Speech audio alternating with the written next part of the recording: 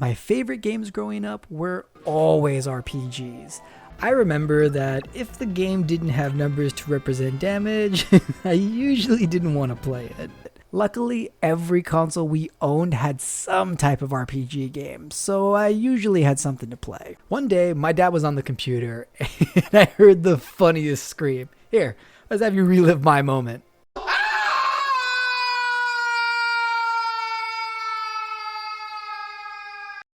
Instantly hooked. And this is how I was introduced to Loom. Loom was an adventure-based game during an era where adventure games reigned supreme. If you're an old PC gamer, you've probably played and beaten at least one or two adventure games, because back in the 90s, there were a ton of these games being made. Just to name a few popular ones, we have The Secret of Monkey Island, the King's Quest series, The Dig, Torrens Passage. These games would vary in difficulty, with some being very easy to beat and others being ridiculously hard. Luckily for us, Loom was probably the easiest adventure game that I've ever played. It's also an extremely short game as well, so if you have an hour to burn, and yes, it only takes about an hour to beat, and want to ease yourself into the genre, it isn't a bad game to start out with. The game starts out with a hooded figure with the creepiest blue eyes being woken up by a fairy and informing him that it's the dawn of his 17th year and telling us that we need to go and speak with the elders. When we get there, we get a fun little cutscene with the elders turning a character into an egg and then raging on about killing us when they get the chance. The main character walks in, and as of right now, he doesn't know why they want to kill him, and neither do we. Now, before we can progress, we need to free Hetchel. That's the elder that was turned into an egg. It's here we learn about the mechanics of the game. Now, these mechanics were a little interesting. You play notes on your staff, and when you play the right ones, you weave spells, as they call it, that you learn throughout the game. What makes it more interesting is if you play the notes backwards, you do the opposite of that spell. So, one example, you learn a spell to put people to sleep. But if you play the notes backwards, the spell then wakes that person up. The notes on the staff are represented by both colors and letters, but that does depend on your difficulty level. At the beginning of the game, you choose 3 modes of difficulty. If you put it on practice mode, you can always see what notes you are playing until the spell is done. On standard mode, you can see the staff turn colors and you get to see the letters of the musical notes, but you don't see them on the bottom like you did for practice mode. Expert mode, you only see the staff. That's it. You have to listen for the notes. I'm personally tone deaf, so I played the game on standard. Once we free Hetchel, we learn that our name is Bobbin, and that there is chaos coming into this world and has been since we were born. We need to find the swans and find a way to hide from chaos. So we need to go beyond the sunset across the sea. As we cross the sea, we meet a guild of glassmakers who are having a conversation with some evil-looking bishop named Bishop Mandible, and he wants them to make him a scrying orb so he can see into the future. For some reason, he gets really pissed that it can't see up to 8 hours into the future. It's never really explained why either. Through some clever weaves, we're able to turn ourselves invisible and spy on some of the other glassworkers. We learn that they don't trust the bishop, and they're making a scythe just in case he's lying to them. We journey on and meet a shepherd who tells us that the bishop needs 10,000 sheep for an army he is creating, but they're having a problem with the dragon eating all their sheep. Trying to save the sheep, we weave a spell to turn them all the color green to camouflage in with the grass, and in doing so, we get this awesome scene.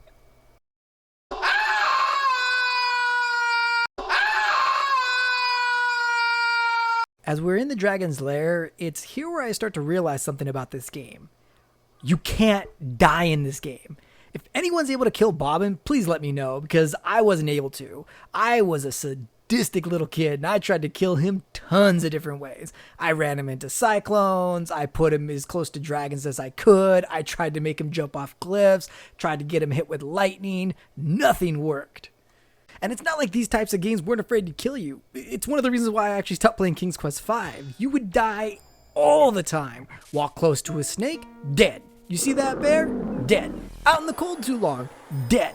And don't get me wrong, I do like the freedom to be able to explore, but I also think that having some kind of learning mechanism in this game is beneficial as opposed to having zero consequences for your actions. And it's not like this game is afraid to kill people. They kill people quickly and with no remorse, which you'll see real soon. Now back to the story. We turn the dragon's gold into straw. Yeah, like she wouldn't kill our ass right then and there. Anyways, you then weave a spell to put her to sleep. Her bed catches fire and she flies away in fear, anger. I have no idea. That makes zero sense. Once the fires stop, we spot a cave where the dragon was sleeping. We journey through the cave and come out to a graveyard, seeing a kid who has fallen asleep. We wake him up and find out his name is Rusty, and he belongs to a guild of blacksmiths, and we can see their home off in the distance. Now, we need to get inside of the guild, so weaving a spell, we trade appearances with Rusty, and then make our way into the guild. Oh, that doesn't look good. The taste of tender, firm young meat. Holy shit! Seriously, make up your damn mind, game. I can't die, but you kill this poor bastard who is just taking a nap and looks like me?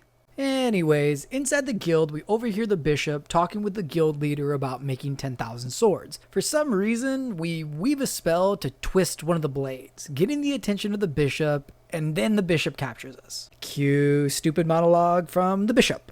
Go! He tells us he's trying to unleash chaos on the world and bring forth the dead of 10,000 soldiers, using the sheep from the shepherds, the swords from the blacksmith, and being guided by the glassmaker's scrying orb. It still doesn't explain why he wanted 8 hours specifically. We're taken away, but before his lackey can put us back in the cage, he decides to look under our cloak. For all, shall we? No! Holy shit, number 2. We make our way outside and see the bishop with our staff. Using a weave, he rips open the fabrics of reality, bringing forth chaos. In this, chaos is some literal entity. Unfortunately for him, chaos has other plans.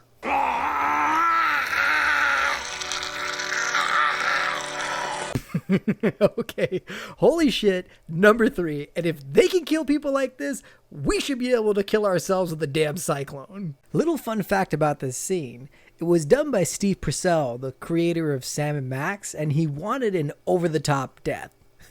So we got this. Chaos then goes around murdering everyone after stealing the scythe from the Glassmakers Guild. Yeah, that scythe really helped you. We then finally meet up with the elusive swans that we've been searching for all game. We find out that one of the swans is our mom. She explains that Chaos is after the Loom, and that if Chaos is able to control the Loom, the fabric of reality will be under their control. We then go to the Loom from the beginning of the game, and Hetchel teaches us a weave to undo the Loom. Really? Alright, holy shit. Number 4. Hetchel just got pulled apart.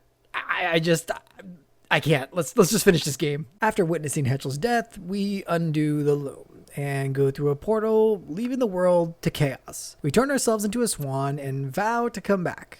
Major spoiler alert, we never do. This game was supposed to be a trilogy, but the other 2 games never got made. As the creators put it, there wasn't enough interest to make the game. Not from the players, but from the developers. There was an interview done with the creator of Loom, Brian Moriarty, and they got to ask him about the other 2 games. The next game was to be titled The Forge, featuring our good old pal Rusty. And the last game, titled The Fold, was supposed to feature the Shepherds. Brian Moriarty has stated that he would be completely fine with a sequel, but the IP is owned by LucasArts, so he has zero control of remaking the game or providing any kind of guidance. Reliving this game honestly felt like eating a habanero for the first time. The taste is good, but then you realize that same flavor has some nauseating experiences right after. And the problem is, you can't get one without the other. This was just like the voice acting. You get things like this. I am Chaos. You have merely opened the door, and I have passed through it. And this. Destiny shall draw the lightning down from heaven, roll its thunder far across the sea, to where I wait upon the shore of wonder, on the day the sky is opened and the tree is split asunder. Ooh, that was good. But then you get things like this. Eek! Fire! And this. Maybe we ought to take the shears to you instead. Ooh, that was nauseatingly bad. I still wish I could kill Bobbin sometimes, but I'll definitely settle for his screams.